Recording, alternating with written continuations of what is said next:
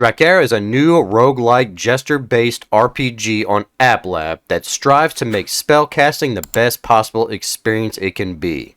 Use the Quest 2's hand tracking to cast magical element spells against waves of enemies, all while enjoying the amazing scenery and character design.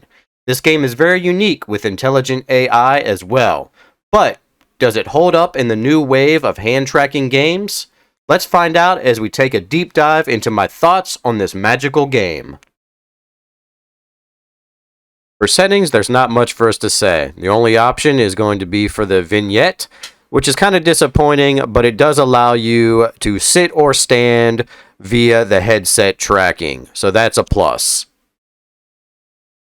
Humans have developed crystal mining technology by harnessing the magical energy found in the veins of the land. However, most of these veins were guarded by dragons. Driven by their greed, humans began a dragon-slaying campaign, killing dragons and taking over the mines, which became a necessary step for social development. Today, all the dragons on the continent have been slaughtered, and no one has seen a dragon since. However, a discovery of a dragon egg in the floating city has rekindled humanity's passion for dragon slaying. The game first starts you being dropped off into a beautiful environment that is rich in color and objects. The animations of casting spells are in your face and cannot be mistaken for all of its mighty power. There's a huge sense of scale when moving throughout the world. Each character is also high in detail and makes them seem alive, but also still has the familiar RPG elements of elven ears and orcish features, making any RPG fan feel at home. They are illusions created by the evil magic of orcs. Kill these two demons who have taken our homeland. I can't communicate with them at all. Eric, protect me.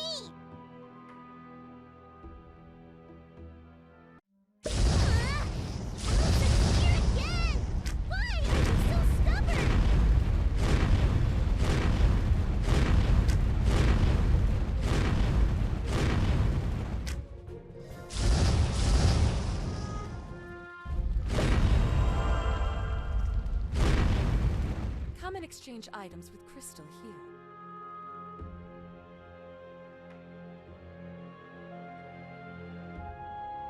Movement is done by opening up the palm of your hand and closing it to teleport you in whichever direction you point it at.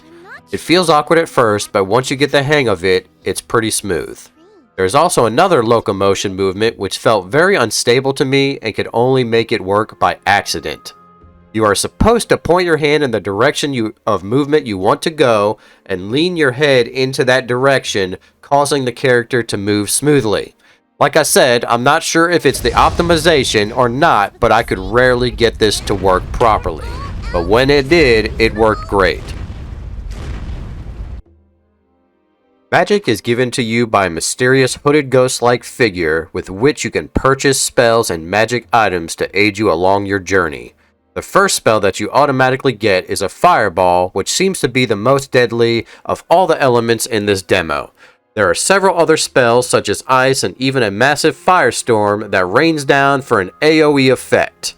Each magic has its own unique gesture to perform to conjure that spell, and sometimes it's pretty hard to make those gestures, but for the most part it's pretty simple and easy to cast. Combat is a bit easy. There's not too much to it other than casting spells and making sure you're hitting your target when you throw your spells out. At times, it can be tricky to keep up with multiple enemies, especially when you're using the teleport motion to move and dodge attacks. Boss battles can be epic though, with all of the magic spells flying around from yourself and your opponent. Things can be a bit too much for the Quest 2 to handle when multiple spells are being cast and on the screen. This can lead to a little bit of lag and some frustration. But other than that, the overall combat experience is pretty fun, and you most definitely feel like a powerful wizard or mage.